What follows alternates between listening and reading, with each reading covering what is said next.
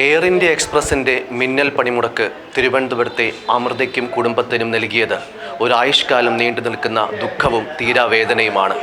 ഒമാനിൽ ജോലി ചെയ്തിരുന്ന ഭർത്താവ് നമ്പി രാജേഷിന് അസുഖം മൂർച്ഛിച്ചതിനെ തുടർന്ന് ICUവിലാക്കുകയും അദ്ദേഹത്തെ കാണുവാനായി പോകുന്ന സമയത്താണ് ഇത്തരത്തിലൊരു മിന്നൽ പണിമുടക്കുണ്ട് എന്ന് അമൃത അറിയുന്നത്.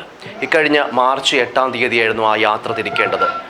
അത്യാവശ്യ സാഹചര്യം പറഞ്ഞ് മനസ്സിലാക്കിയിട്ടും പോകാൻ കഴിയാതെ വരുന്നു. പിറ്റേന്ന്, അതായത് 9-ാം തീയതിയിലേക്ക് വിമാനം ചാർട്ട് ചെയ്ത് കൊടുക്കുന്നു. പക്ഷേ ആ വിമാനവും റദ്ദാക്കപ്പെടുന്ന ഒരവസ്ഥയുണ്ടാകുന്നു. ഇന്നലെയാണ് അമൃതയെ തേടിയ ദുഃഖവാർത്ത എത്തുന്നത്. അവസാനമായി ഭർത്താവിനെ ഒന്ന് കാണാൻ പോലും സാധിക്കാതെ അദ്ദേഹത്തിൻ്റെ മരണവാർത്ത ഈ വീട്ടിലേക്ക് എത്തുന്നു. എന്തു പറയണം എന്നറിയാത്തൊരു സാഹചര്യത്തിലാണ്.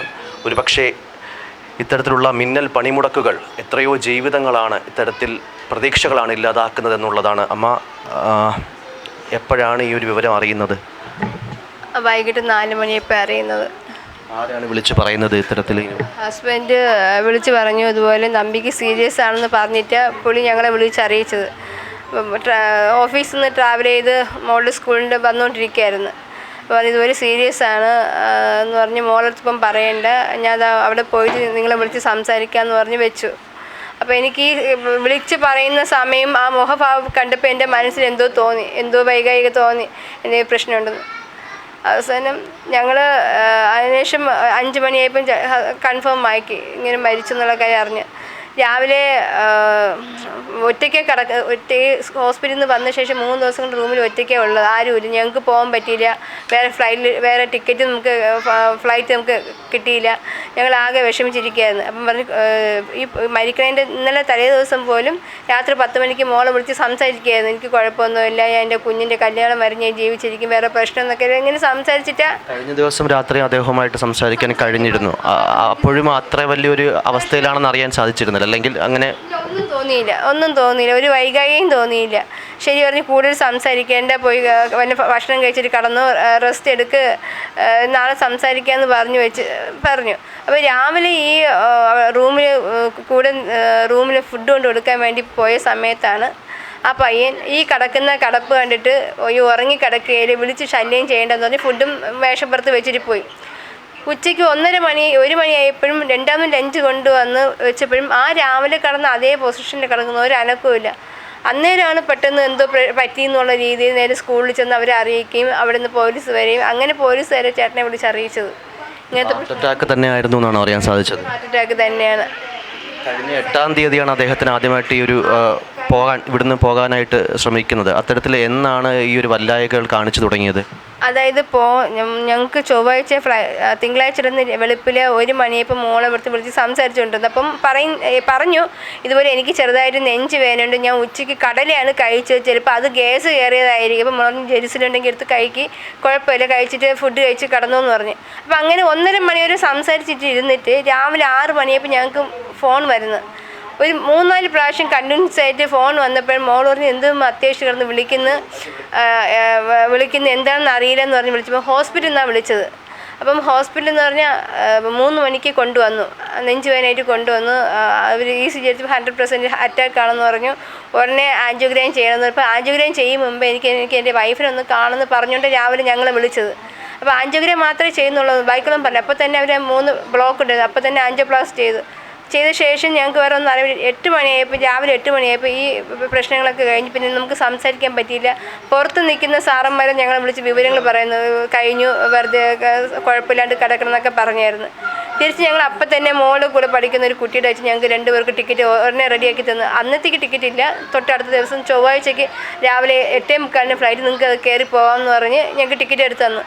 രാവിലെ 5 മണി പിറ്റേ ദിവസം കഴിഞ്ഞ ചൊവ്വാഴ്ച ഞങ്ങൾ എയർപോർട്ടിൽ പോകുന്നു, ബോർഡ് എഴുതി കാണിക്കും ഫ്ലൈറ്റ് ക്യാൻസൽ എന്നുള്ള കാര്യം. അത്യാവശ്യമാണെന്ന് പറഞ്ഞിട്ട് പിറ്റേ ദിവസത്തേക്ക് ഒരു ഫ്ലൈറ്റ് അറേഞ്ച് ചെയ്യുന്നൊരു സാഹചര്യം ഉണ്ടായി, പക്ഷെ അതും റദ്ദാക്കപ്പെടുകയായിരുന്നു.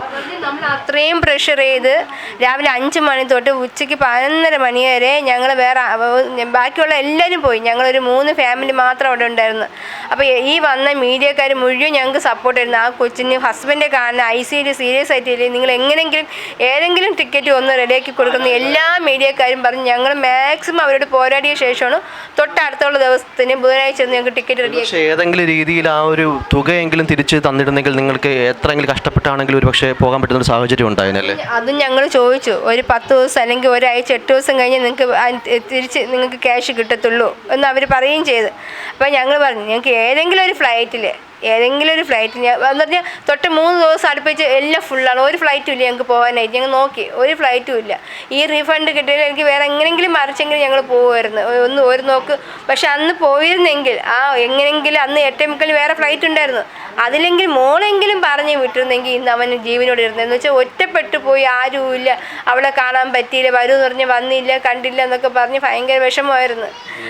അവസാന സാഹചര്യത്തിൽ അല്ലെങ്കിൽ ആ ഒരു സമ്മർദ്ദം കൂടെ ആയിരിക്കാം കാരണമെന്ന് വിശ്വസിക്കുന്നില്ലേ? ഒരുപക്ഷെ ആരെങ്കിലും ഉണ്ടായിരുന്നെങ്കിൽ ഈ സമയം എൻ്റെ കൂടെ ആരെങ്കിലും ഉണ്ടായെന്നുള്ളൊരു തോന്നൽ വന്നിട്ടുണ്ടാവും അവന്.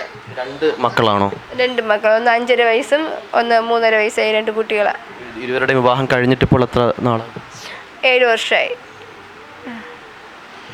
ഇത്തരത്തിൽ ഒരു രീതിയിൽ നമുക്ക് ന്യായീകരിക്കാൻ പറ്റാത്ത അല്ലെങ്കിൽ പ്രതിഷേധങ്ങൾ ആവശ്യമാണ്, അല്ലെങ്കിൽ ഈ അവകാശങ്ങൾക്ക് വേണ്ടിയിട്ടാണെന്നൊക്കെ പറയും. പക്ഷേ ഇത്തരത്തിലുള്ള ആൾക്കാരുടെ ജീവിതവും പ്രതീക്ഷകളും സ്വപ്നങ്ങളും ആഗ്രഹങ്ങളും തകർത്താവരുത് പ്രതിഷേധങ്ങളെന്ന് മാത്രമാണ് പറയാനുള്ളത്. യാതൊരു രീതിയിലുള്ള ഒരു മുൻകൂർ നോട്ടീസ് പോലും കൊടുക്കാതെ എയർ ഇന്ത്യ എക്സ്പ്രസ് അധികൃതർ കാണിച്ച ഈ ഒരു പ്രതിഷേധത്തിലില്ലാതായത് ഇത്തരത്തിൽ അമൃത എന്ന ഒരു കുടുംബത്തിൻ്റെ ആകെ പ്രതീക്ഷകളാണ്, അവരുടെ അവസാന ആഗ്രഹമാണ്. ഒരുപക്ഷെ അമ്മ പറയുന്നത് പോലെ അത്തരത്തിൽ അവസാന സമയത്ത് തൻ്റെ പ്രിയപ്പെട്ടവരാരെങ്കിലും അടുത്തുണ്ടായിരുന്നെങ്കിൽ എന്ന് അദ്ദേഹവും നമ്പി രാജേഷ് എന്ന ഒരു വ്യക്തിയും ആത്മാർത്ഥമായി ആഗ്രഹിച്ചു കാണും. ഒരുപക്ഷെ അത് മാത്രമായിരിക്കാം ആ സമയത്ത് അദ്ദേഹത്തിനുണ്ടായിരുന്ന മാനസിക സമ്മർദ്ദം എന്ന് പോലും അമ്മ പറയുന്നു. അത്തരത്തിൽ ഒരു ആയുഷ്കാലം മൊത്തവും മാറ്റാനാകാത്ത, തിരുത്താനാകാത്ത നഷ്ടവും വേദനയുമാണ് എയർ ഇന്ത്യ എക്സ്പ്രസ് ജീവനക്കാരുടെ മിന്നൽ പണിമുടക്കിലൂടെ അമൃതയ്ക്കും കുടുംബത്തിനും സംഭവിച്ചത്.